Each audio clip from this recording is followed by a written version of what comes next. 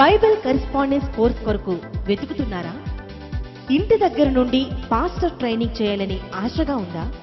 అయితే ఇక ఆలస్యం ఎందుకు? మీ ఇంటి వద్ద నుండే అద్భుతమైన వేదాంత పాఠములు, బైబిల్ మర్మములు మరియు క్రమశిక్షణతో కూడిన భక్తి జీవితాన్ని మీ సొంతం చేయడానికి ఏపీ థియలాజికల్ కాలేజ్ మీకిస్తున్న golden opportunity with one sitting. PhD, MD, BD మరియు బీటీహెచ్ డిగ్రీ కోర్సులు సిద్ధముగా ఉన్నాయి. 1997వ సంవత్సరంలో స్థాపించబడిన ఈ కళాశాల ద్వారా ఇప్పటికే అనేక మంది దైవజ్ఞాన తరఫీదులు పొంది వివిధ రకాలుగా దేవుని సేవ చేయు భాగ్యం వారు సొంతం చేసుకున్నారు. Now this is the time for you. సంఘ కాపరులు, సువార్థికులు, సంఘ పెద్దలు, ఉద్యోగస్తులు, రిటైర్డ్ అయిన వారు, గృహిణులు, వ్యాపారస్తులు మరియు అందరి కోసం కరెస్పాండెన్స్ కోర్స్ ద్వారా వన్ సిట్టింగ్, వ్యవధి 6 నెలలు, మీడియం తెలుగు. ఆసక్తి గల అభ్యర్థులు వెంటనే ₹100 ఎంబో పంపి అప్లికేషన్ మరియు ప్రాస్పెక్ట్స్ పొందగలరు.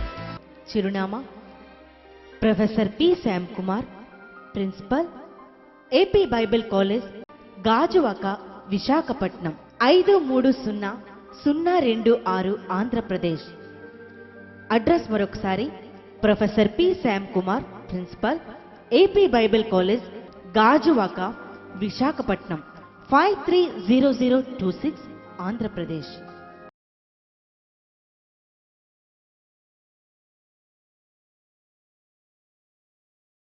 ఆధ్యాత్మిక సందేహాలకు సమాధానమే ఈ వాక్యాన్వేషణ. వాక్య మర్మాలను అతి సులువుగా అర్థమయ్యే రీతిగా మీకందిస్తారు theological professor reverend doctor Shyam Kumar Polsapalli గారు. వేలాది మందికి దైవ జ్ఞానాన్ని అందించడానికి దేవుడు ఏర్పరచుకున్న సాధనం వీరు. అనేక ఆధ్యాత్మిక ప్రశ్నలతో సతమతమవుతున్నారా? రండి, ఈ కార్యక్రమం ద్వారా జవాబులు పొందండి.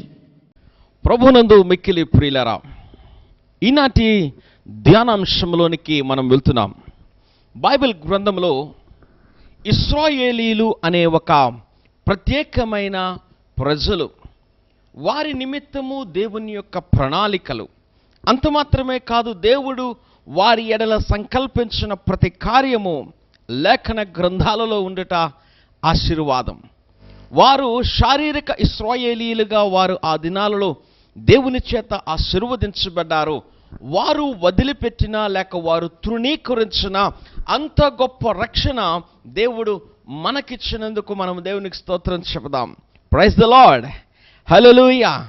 గొప్ప రక్షణను పొందిన మనం, ఆత్మీయ ఇశ్రాయేలీలుగా పిలువబడుతున్న మనం, ఈ దినమున ఇశ్రాయేలీల జీవితములో లేక వారి యొక్క ప్రయాణములో, వారి యొక్క చరిత్రలో జరిగిన కొన్ని అంశములను మీ ముందుంచడానికి ప్రయత్నము చేస్తున్నాను.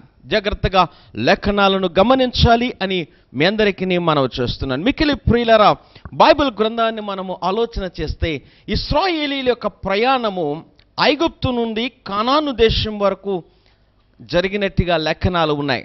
విషయమును అర్థము చేసుకుంటే ప్రియులారా, దేవుడైన యెహోవా అబ్రహాముతో నిబంధన చేశాడు, అబ్రహాముతో వాగ్దానము చేశాడు.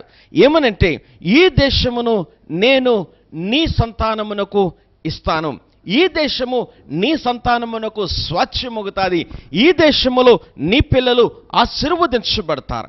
ప్రియులారా, అబ్రహాము గారికి దేవుడు ఎందుకు అంతటి మంచి ఆశీర్వాదాన్ని ఇచ్చారంటే చరిత్రను వివరిస్తాను, జాగ్రత్తగా ఆలకించాలి. ఏమిటంటే, అబ్రహాము తన యొక్క స్వదేశమును విడిచిపెట్టి ఈ కనాను దేశమునకు వచ్చినప్పుడు, కనాను దేశము బహు భయంకరమైన కరువుతో నిండిన దేశం. కనాను దేశము చాలా అనేకమైన పరిస్థితుల గుండా వెళుతూ ఉన్న దేశం. అందులో అన్ని వనరులు లేవు, ఏ సౌఖ్యము లేదు. అటువంటి స్థితిగతుల్లో ఒక దినమున భయంకరమైన కరువు వచ్చినప్పుడు అబ్రహాం ఆ యొక్క స్థలములోండి బయటకు వెళ్ళిపోయి మరలా ఆ స్థలమునకు మరలా రాబడ్డాడు. కరువు పోయిన తర్వాత, కరువు తీరిన తర్వాత అబ్రహాము గారు మరలా ఆ కనాను దేశానికి వచ్చారు. ఈ కనాను దేశము ఏమిటి అని ఆలోచన చేస్తే బైబిల్ చరిత్రలో ఉన్నది ప్రియులారా, నోవాహు యొక్క మనముని యొక్క పేరు కనాను. బైబిల్ గ్రంథములో ఆదికాండము 9వ అధ్యాయము 22వ వచనం ఉంది. నోవాహు యొక్క కుమారుడైన హాము కుమారుడి పేరు కనాను. కనాను శపించబడినవాడు అని లేఖనాల్లో ఉంది. కనానును దేవుడు శపించాడు. అంత మాత్రమే కాదు, తన తాతగారైన నోవహు గారు కనానును శపించారు. ఆ చరిత్రను గురించి ఇప్పుడు నేను మాట్లాడట్లేదు, కానీ కనాను దేశమును గురించి కొన్ని మాటలు, పరిచయపు మాటలు మీ ముందుంచుతూ ఉన్నాను. ఈ కనాను దేశమును దేవుడు శపించాడు. అది శపితమైనది. అందులో చాలా భయంకరమైన స్థితిగతులు ఉన్నాయి. అందులో కరువు ఉన్నట్టుగా లేఖనాలలో మనము చూడవచ్చు. అయితే ప్రియులరా, ఆ కనాను దేశములో అబ్రహాము ప్రార్థన చేశాడు. ఆ కరువు ప్రాంతములో అబ్రహాము గారు దేవుని వైపు తన చేతులు పైకెత్తాడు. ఆ కరువు ప్రాంతములో అబ్రహాము తన ప్రార్థనను, జీవితాన్ని కొనసాగించాడు. అక్కడ బలిపీఠమును కట్టాడు. కనానులో ఆ భయంకరమైన స్థితిగతులలో అబ్రహాము గారు నివసిస్తూ ప్రార్థన చేశాడు. అప్పుడు అబ్రహాముతో దేవుడు వాగ్దానము చేశాడు, అబ్రహామా, నీ పిల్లల పిల్లలకు ఈ స్థలమును నేను ఇస్తాను. హల్లెలూయా. ప్రభువా, ఇంతటి భయంకరమైన స్థలమా, ఇంతటి కరువుతో ఉన్న స్థలమా, ఈ స్థలములో ఎటువంటి వనరులు లేవయ్యా, రాళ్లతోనూ గుట్టలతోనూ కొండలతోనూ అనేకమైన ఈ వాతావరణమునకు అనుకూలము లేని పరిస్థితులతో నిండిపోయిన ఈ స్థలములో నా బిడ్డలు ఎక్కడ ఉండాలా?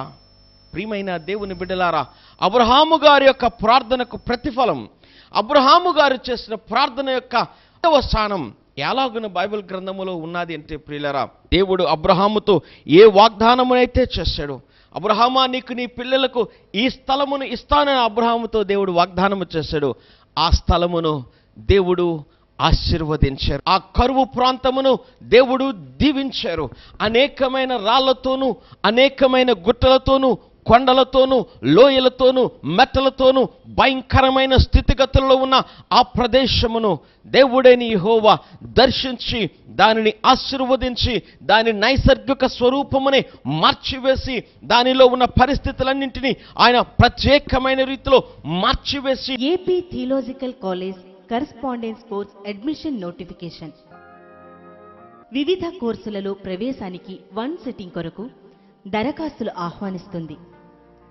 పిహెచ్డి ఇన్ బైబిల్ అర్హత, థియాలజీలో ఏదైనా master degree, MDiv master of divinity అర్హత ఏదైనా degree, BD bachelor of divinity అర్హత ఇంటర్ లేదా +2, బీటీహెచ్ బ్యాచిలర్ ఆఫ్ థియాలజీ అర్హత 10వ తరగతి.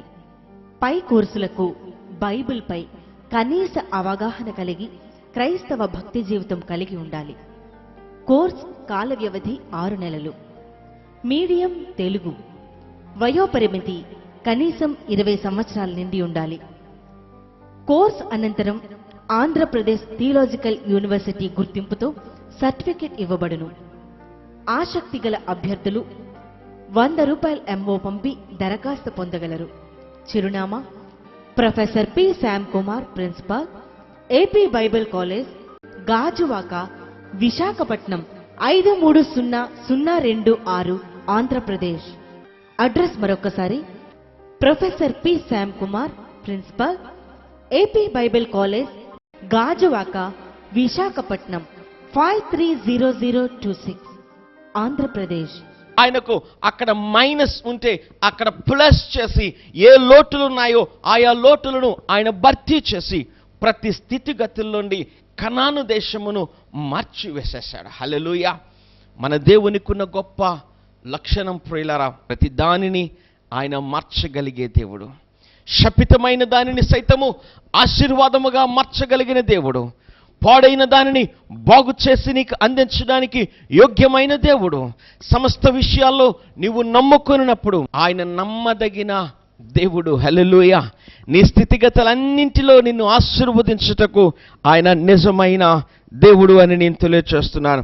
బైబిల్స్ వారు దేవుని ఒక వాక్యమును గమనించాలి. ఆదికాండము 15వ అధ్యాయము 17వ వచనములో దేవుని యొక్క వాగ్దానము అబ్రహాము గారికి ఉన్నది. అబ్రహాం, ఈ స్థలమును నీ కుమారులకు ఇస్తాను, వారికి ఇది స్వాచ్ఛమగుతాది అని అబ్రహాముతో దేవుడు వాగ్దానమును చేశాడు.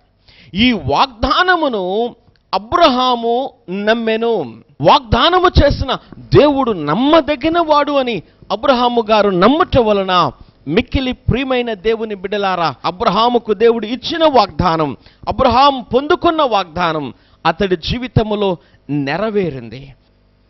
ఆయన వాగ్దానమును నమ్ముట వలన తన పిల్లలకు ఆ కానాను దేశమును దేవుడు ఆశీర్వాద దేశముగా ఇచ్చాడు. నీకు పిల్లలు పుడతారు అనేది వాగ్దానమైతే, నీకు అనారోగ్యం ఉంది, నా అనారోగ్యం వల్ల నాకు పిల్లలు ఎలాగో కలుగుతారండి, అవిశ్వాసం. నీ జీవితంలో నీవు సరిగ్గా దేవుని వాక్యమును వాగ్దానమును నమ్మకపోవటం వలన మిక్కిలి ప్రియులారా మీ జీవితాల్లో వాగ్దానములను స్వతంత్రించుకోలేకపోతున్నారు. సరికదా, వాగ్దానములను పోగొట్టుకుంటున్నాం. ఇది నాన్న అబ్రహాము ఏ విధముగా వాగ్దానమును నమ్మి తన కుమారులకు వాగ్దాన దేశమును అనుగ్రహించారు. వాగ్దానమును నమ్మి మనము మన బిడ్డలకు, సంఘానికి, దేశానికి, సమాజానికి, నీ కుటుంబానికి, సమస్తమైన వారికి మనము ఆశీర్వాదముగా నిలుద్దాం. ప్రియమైన దేవుని బిడ్డలారా, ఈ యొక్క కార్యక్రమంలో దేవుని వాక్యం వింటున్న ప్రతి ఒక్కరూ గమనించాలి. దేవుడు నమ్మదగిన వాడు. దేవుడు నీ జీవితాన్ని ఆశీర్వదించుటకు యోగ్యమైన వాడు. మీరు గమనించాలి, బైబిల్ చరిత్రలో కనాను దేశము దగ్గరకు వచ్చేసారు ఇశ్రాయేలీలు. చాలా సంవత్సరాల ప్రయాణం జరిగింది, కనాను దగ్గరకు వచ్చారు. కనాను దేశము దేవుడు ఇశ్రాయేలీయులకు ఇస్తాను అని వాగ్దానము చేసిన దేశం.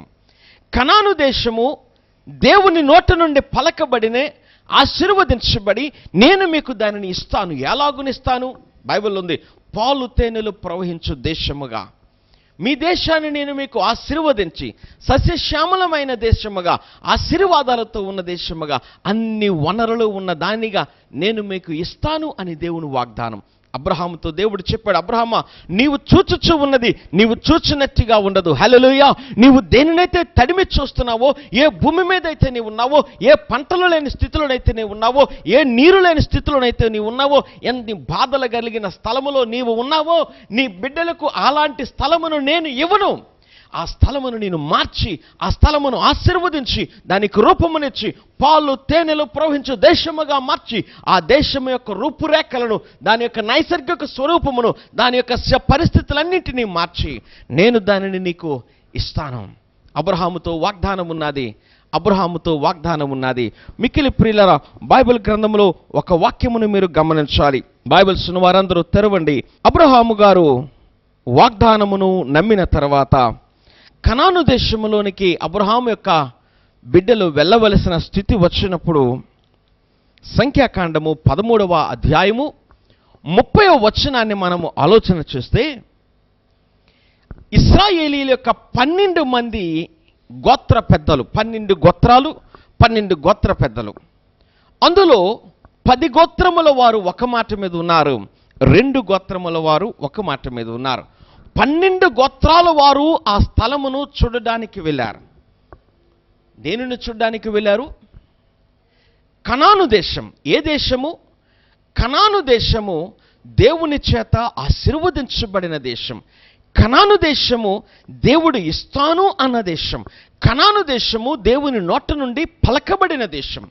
ఆ దేశము యొక్క మంచి చెడ్డలను చూడడానికి 12 మంది బయలుదేరారు. నేను అనుకుంటాను, వారి జీవితానికి అదే శపితమైందేమో. దేవుడు ఇస్తాను అన్న దానిని ప్రత్యేకించి పరీక్షించవలసిన అవసరత ఉన్నదా? దేవుడు ఇస్తాను అంటే దానిని నీవు టెస్ట్ చేసే యోగ్యత నీకు ఉన్నదా? కనాను దేశము మీది అంటే మేము దాన్ని ఒక్కసారి వేగు చూస్తామయ్యా. అందులో ప్రజలు ఎలాగున్నారు, అందులో ఫలములు ఎలాగున్నాయి, నీరు ఎలాగుంది, వాతావరణం ఏమిటి, మేము బ్రతకగలమా, నీవిచ్చిన దానిలో మేము ఆనందించగలమా? ప్రభునందు ప్రియులారా, దేవుడు ఇచ్చే దానిని గురించి ఆలోచన చేసి శాపాలను తెచ్చుకుంటున్నారు. దేవుడు ఇస్తాను అంటే ఆ ఇచ్చే దానిలో ఉండే కష్టాలను చూడడానికి ప్రయత్నం చేస్తున్నావు.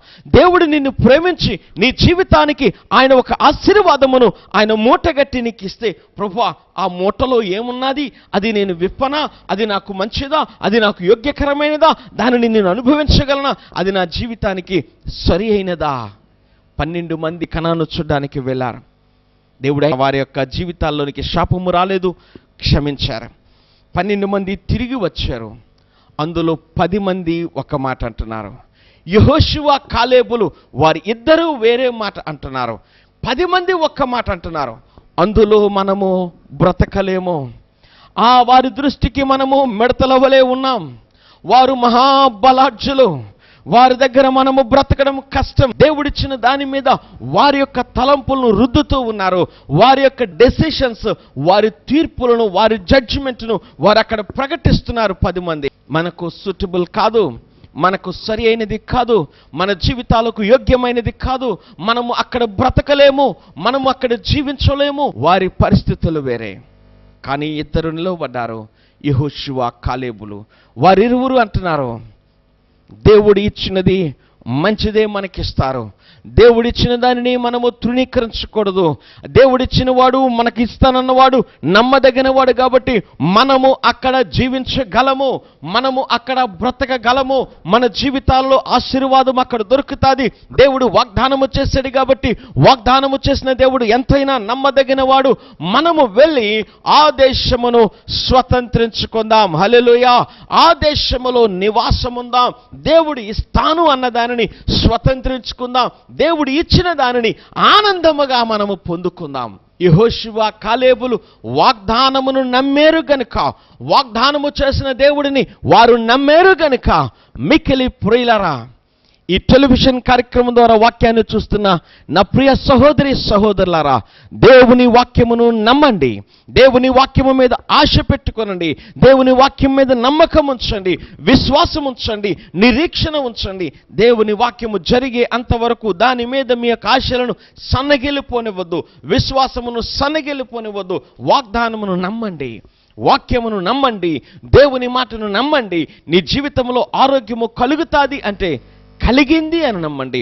ఉద్యోగము వస్తుంది అంటే వచ్చింది అని నమ్మండి. పిల్లలు పుడతారంటే పుట్టారు అని నమ్మండి.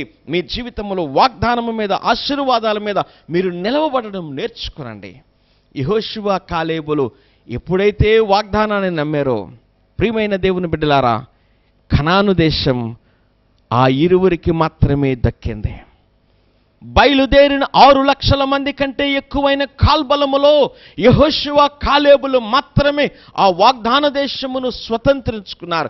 ఎందుకు అంటే వాగ్దానమును నమ్మేరు గనక, ఎందుకంటే వాగ్దానము మీద విశ్వాసం ఉంచారు గనక, ఎందుకంటే వాగ్దానము చేసిన దేవుని మీద వారి ఆశలు ఉంచుకున్నారు గనక.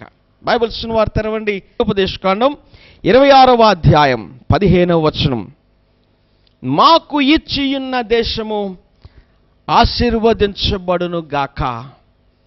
ఇశ్రాయేలీలందరూ పలుకుతున్న మాట. నీవు మాకు ఇచ్చియున్న దేశం ఆశీర్వదించబడును గాక. నీవు నాకు ఇచ్చియున్న ఆరోగ్యం ఆశీర్వదించబడును గాక.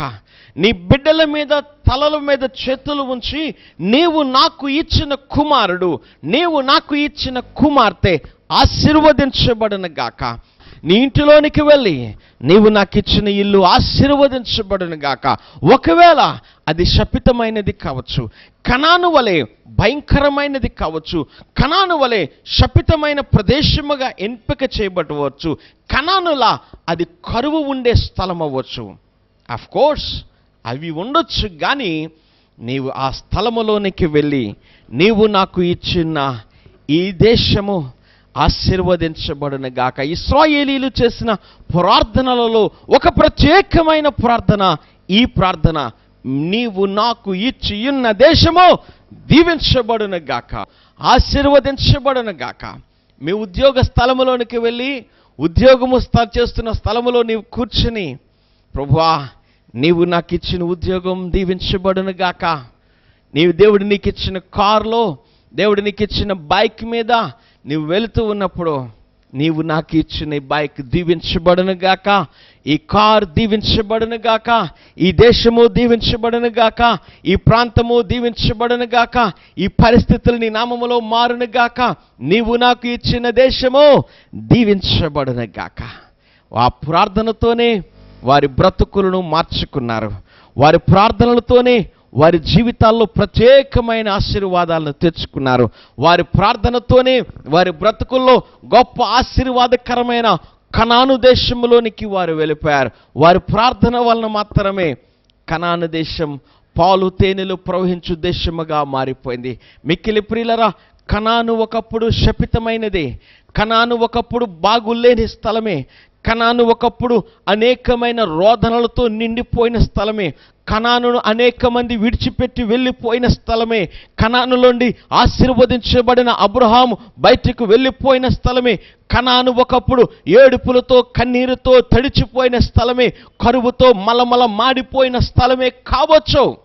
కానీ దేవుడు తలంచుకున్నప్పుడు, దేవుడు ఆశీర్వదించినప్పుడు, కనాను దేవుడు దీవిస్తానని అబ్రహాముతో వాగ్దానము చేసిన దేవుడు కనానులోనికి కరువు రాకుండా, కనానులో కన్నీరు రాకుండా, కనానులో బాధలు లేకుండా, వ్యాధులు లేకుండా, రోగములు లేకుండా, కనానులో ప్రార్థన ఆలకించి కనానులోనే దేవుడు అబ్రహామును మరలా దీవించి ఇదే దేశమును నీ పిల్లలకు, నీ పిల్లలకు, నీ పిల్లల పిల్లలకు ఈ దేశమును స్వచ్ఛముగా ఇస్తాను వాగ్దానము చేసిన దేవుడు, నమ్మదగిన దేవుడు నీ జీవితంలో వాగ్దానాన్ని నెరవేరుస్తాడు. ఒక వాక్యమును చదువుదాం ప్రియులరా.